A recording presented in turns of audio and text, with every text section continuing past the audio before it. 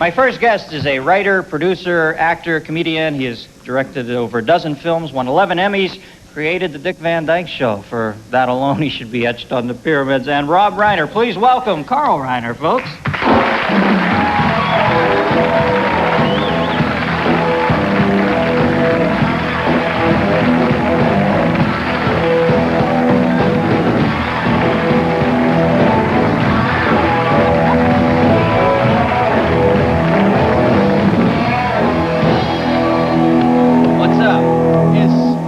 Play with the set I saw it on television all week, and it is more beautiful in person, as you are, too. Thank you, Carl. Than on television. You sweet talker. You know, may I tell you something? If you didn't, I was asked to come here. If you had not, or your people had not asked me to come here, I would have asked why to is be that, here. Carl? Because I've been on talk shows since the Steve Allen, Jack Parr days. Every talk show in the world I've been on. And I've enjoyed myself. I'm a permanent guest kind of thing. You can always. Yeah. I like coming on, and this show is going to be with us a long time. And I want to stake my territory. You know how dogs and hyenas urinate in the corner of the yard? I'm going to urinate in them as many places as necessary to know that I'm welcome here.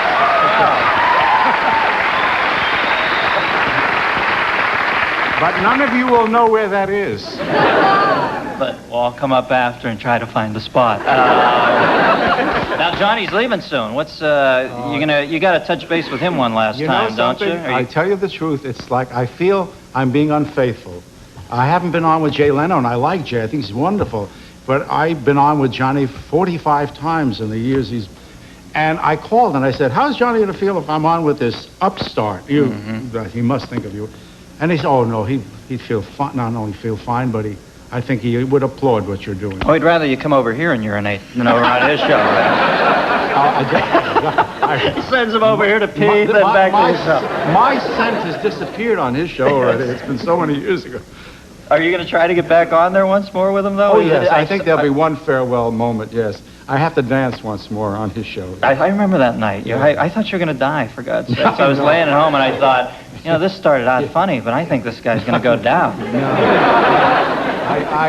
I refuse to die while I'm working. I want to ask you something. Shoot. Maybe you know.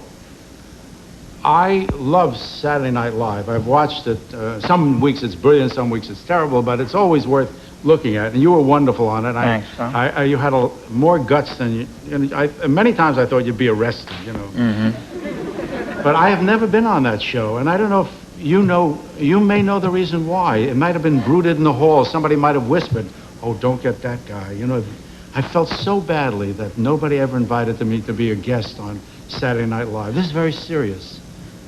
You see the sadness in my eyes? Yeah. Well, my son was on. My son Rob was on the second show, and I was on the show of shows for years. I was like a creditable sketch performer. As a matter of fact, this man's face, Lauren. I was one of the great this? sketch performers, and then Lorne Michaels. I met him socially. I knew Steve Martin well, and I went to dinner with him once, and they never asked me to come on, and I just thought you might know why. Did you? I don't think it's any conspiracy or anything. No. I just think maybe they thought somebody of your stature in the business would view them as just, mere peons, and then you wouldn't trifle with them. Oh, no, they've had Candace Bergen on. They had bigger people Oh, than me. well, there it is. They've had... Anyway. Well, maybe now that you put the word out there, maybe after the show... I don't know. Now I might be you. very hurt if they asked, and I would probably turn them down. Yeah. All right. Play hard to get. We'll be right back. Carl Reiner after this, folks.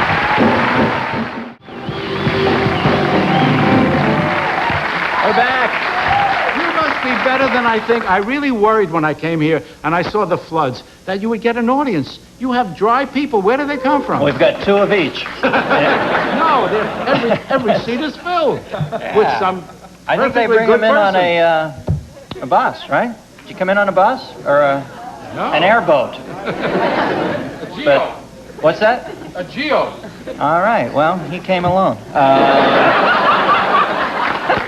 Now, thank you.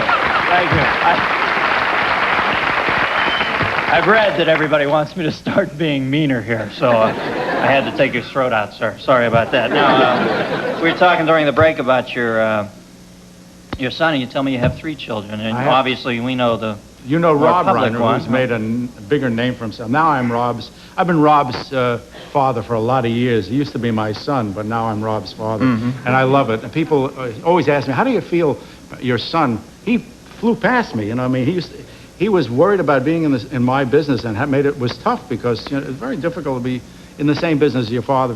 Enrico Caruso Jr. had a tough time. Yeah. But Rob flew so far past me, and there is a wonderful. If you're a father now, Yeah, right? I have a little boy, 2 years Well, old. He's already made 4 movies. Remember this now. Remember this now. The first time you see him, you're going to cry when you see him with a drum in his kindergarten. Go boom, even off rhythm. You're going to cry because that's your kid doing something good, and my kid is doing so good. All my kids are doing good, as a matter of fact. I have a daughter who's an author, painter, poet. She's actually a poet. I have my son Lucas is an artist, and he writes and directs movies. And my wife sings. I got so many people in the house I'm proud of that are now flying past me. Yeah. But they haven't been on this show, and they haven't been on Saturday Night Live either. Rob has been on. I noticed Rob hasn't used you in any of his films. Oh, you kidding? He did something that very few sons do. He offered me a picture called Sibling Rivalry to direct with Kirstie Alley, and I did that 2 years ago, a year and a half ago. And what son gives a father a whole picture to direct? Yeah. You working on a novel now? No, I finished working on a novel. Yeah? I worked about a year on it, and I turned it over to my agent last Friday. He read it and said he liked it. What is he going to say? But he sent it to New York to publishers. Your first novel?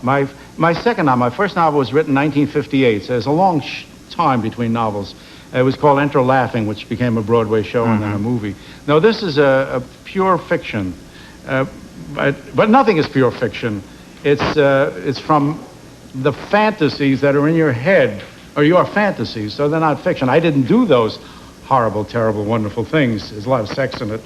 And people are going to say, who are those people? They're nobody I know, but they're people I would like to know. You know? But I'm saying there's no such thing as a non-autobiographical. Everything is autobiographical. The most fictional thing in the world is from your head. It comes from someplace in your head. Well, what came out of your head was probably what's recognized as the greatest sitcom we ever have, the Dick Van Dyke Show. God, you must be proud of that. And a acerbic man like you complimenting it, it's so nice to hear. I love the fact that halfway through the run, or whenever you did it, you decided to not have him trip over the ottoman during the opening credits. I always thought that was... Well, I'll tell you the genesis of that if you're interested. Yeah, I'd love to hear. Every other week we had either Dick Van Dyke would come either trip over the ottoman or skirt it.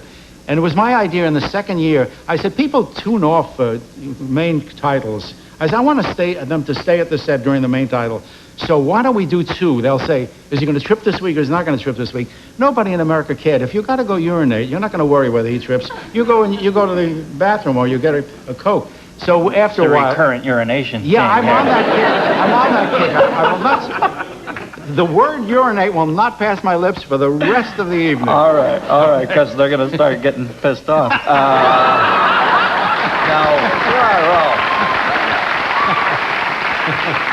Just put them up on the tee. Okay. So anyway, that's why you did it, to keep everybody interested. It didn't matter. They weren't going anywhere anyway. I mean, that show was there was a thing flat out brilliant. There was a thing I did, though, in the beginning where I said the first minute of that show, I call it a Hey May. I used to tell the writers, we got to have a Hey May. And that is, you have to tell them in the first 30 seconds of the show what the show is going to be about that week, approximately. So somebody says, "Hey May, come in here. He's gonna go out with a girl, you know." And Hey May, and you do Hey May because you do a monologue, and your first joke is the most important joke of all. Hopefully a haymaker, but more often than not. What was your first joke tonight? Was it a I'm going to Algeria has a crisis. It's been shut down. Yes. Damn it, there goes my trip to Algeria. And then you deafening silence. But one joke didn't work because the reference was they think he's a genius, and it needed... Not everybody knew about the Jerry Lewis getting a... quail in France. They think quail's a genius. They were waiting. You didn't know that? Everybody knows that. Did they know that Jerry Lewis... France, they think Jerry Lewis is a genius. And And Dean Martin discovered all their theories of physics. But, France, what a country. Carl, thanks for coming on. Nice to meet you, sir. Okay, we'll be right back with... Or you can stay. Well, leave the